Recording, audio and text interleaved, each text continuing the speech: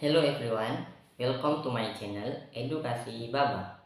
Dulu waktu aku masih sekolah ataupun waktu aku masih kuliah, sempat terpikir di benakku kenapa banyak perusahaan-perusahaan besar tidak mau merekrut putra daerah ataupun orang-orang setempat semua. Padahal kan memiliki peluang yang besar nih bagi kita putra-putra daerah apabila ada pengusaha ataupun perusahaan yang berdiri di tempat kita. Apa sih salahnya semua perusahaan-perusahaan tersebut mengambil karyawannya seluruhnya ataupun semuanya berdasarkan, pasti dong di setiap daerah itu pasti memiliki orang yang pintar-pintar dan juga orang yang hebat-hebat. Tidak semua orang yang ada di desa ataupun orang yang berada di sekitar tempat usaha tersebut adalah orang-orang yang tidak kompeten. Nah, ternyata rasa penasaran tersebut terjawab setelah aku masuk ke dunia kerja ataupun masuk di dunia perusahaan ya, yang sudah terdaftar ataupun diawasi oleh pemerintah. Ternyata banyak sebab-sebabnya mengapa perusahaan-perusahaan tersebut tidak mau mengambil putra daerah semua, ataupun bahkan ada perusahaan yang tidak mau mengambil putra daerah. Ada beberapa hal yang membuat perusahaan tersebut tidak mau mengambil putra daerah semua. Nah, di sini saya akan curhat sedikit ya, sedikit pengalaman saya selama saya bekerja di perusahaan. Mengapa sih banyak sekali perusahaan-perusahaan tidak mau mengambil putra daerahnya semua? Nah, alasan yang pertama yaitu biasanya putra daerah ini cenderung malas untuk bekerja. Nah, di sini saya bekerja di salah satu distributor makanan dan minuman ya.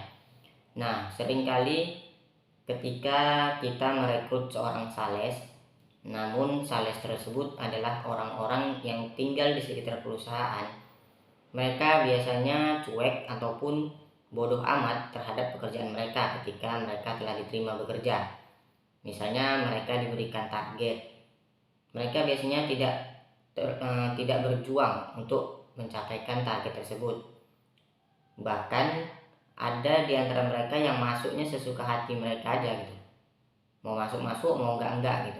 Mereka cuman taunya terima gaji. Nah, ketika gajian mereka lambat dibayarkan misalnya, mereka protesnya paling utama tuh, kenapa pembayaran gaji tersebut lama. Dan juga misalnya ada dispensasi ataupun ada resiko keterlambatan, misalnya dipotong gaji. Nah, mereka tuh protes paling kuat tuh, padahal mereka sendiri bekerjanya secara awuran ataupun tidak sesuai aturan dalam pekerjaannya. Alasan yang kedua yaitu biasanya orang-orang yang berada ataupun tinggal di tempat perusahaan tersebut dan dia bekerja di dalam perusahaan tersebut, mereka tidak memiliki rasa tanggung jawab dalam diri mereka. Nah, di sini saya cerita berdasarkan di tempat saya bekerja ya, bukan di tempat teman-teman ataupun di tempat lain. Ini adalah cerminan di mana tempat saya bekerja dan bagaimana tempat saya bekerja. Nah, misalnya saja seorang salesman ataupun seorang supir, mereka mendapat tanggung jawab untuk menagih tagihan hutang toko agar dibayarkan ke distributor. Nah, kebanyakan toko-toko tersebut sudah membayar hutang tersebut, namun uang yang dibayarkan tadi tidak sampai terhadap distributor ataupun kepada distributor. Uang tagihan tadi diputar oleh salesman sehingga uang tersebut dimainkan ataupun dilarikan oleh salesman sendiri. Nah, tidak sekali ataupun dua kali kejadian salesman ataupun supir kabur membawa uangnya, bahkan sering kali terjadi berkali-kali. Nah, mungkin teman-teman bertanya, apakah tidak ada pengawasan terhadap administrasi ataupun hal-hal yang lainnya?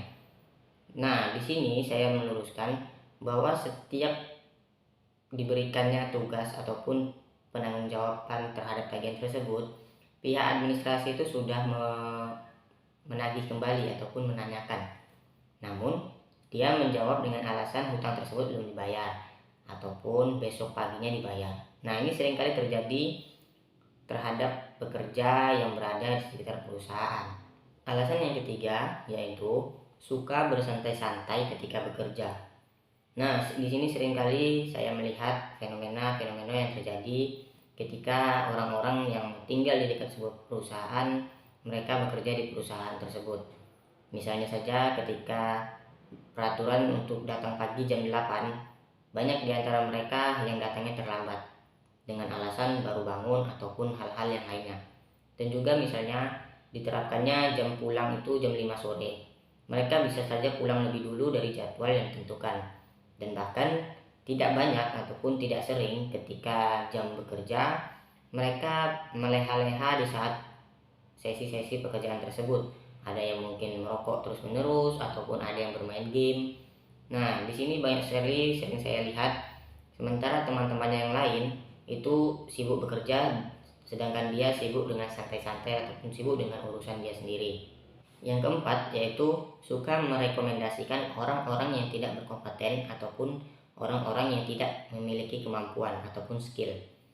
Nah, dengan alasan mereka adalah orang-orang daerah ataupun putra-putra daerah tersebut, mereka suka merekrut ataupun mengajak saudara ataupun sanak famili mereka untuk bekerja di perusahaan yang sama ketika ada perekrutan. Padahal teman-teman ataupun orang-orang yang diajak mereka itu tidak memiliki kemampuan ataupun keahlian yang dibutuhkan. Nah, ini akan merugikan perusahaan sebenarnya apabila perusahaan menerima karyawan ataupun pekerja tersebut karena akan memerlukan waktu dalam hal pelatihan. Jika nanti nggak diterima, orang-orang ini akan bahasanya bermain curang ataupun melakukan hal-hal yang tidak seharusnya dilakukan dalam sebuah perusahaan. Nah, banyak sekali saya lihat orang-orang di daerah ataupun putra-putra daerah yang melakukan hal tersebut.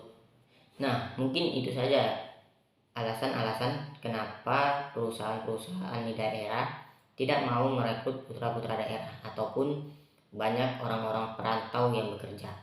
Nah, sebenarnya masih banyak hal lagi yang bisa dibeberkan ataupun diceritakan di sini ya. Namun saya tidak mau menceritakan semuanya, takut ada yang tidak terima terhadap pernyataan tersebut. Padahal pernyataan yang saya lakukan atau saya lontarkan itu adalah kejadian nyata yang ada di perusahaan saya.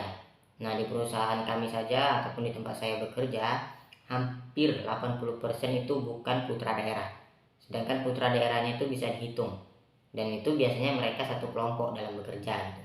Saran saya teman-teman harus bekerja dengan serius, jangan membuat onar ataupun membuat hal yang aneh-aneh. Tunjukkan bahwa teman-teman itu layak untuk bekerja di tempat tersebut, sehingga diharapkan nantinya teman-teman bisa bekerja ataupun mendapatkan penghasilan yang baik dan mungkin teman-teman akan direkomendasikan pada perusahaan tersebut menjadi karyawan ataupun pemimpin dalam hal perusahaan tersebut.